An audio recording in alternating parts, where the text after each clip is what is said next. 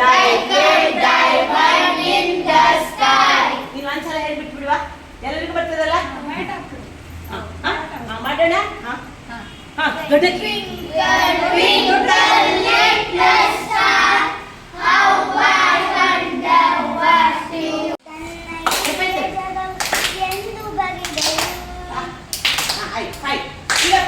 ಏನ್ ಬೇಕಾದ್ರು ಇಂಗ್ಲಿಷ್ ಕನ್ನಡ ಸ್ತೋತ್ರ ಏನ್ ಬೇಕಾದ್ರು ಕೈ ಮಾಡು, ಕೈ ಮಾಡು.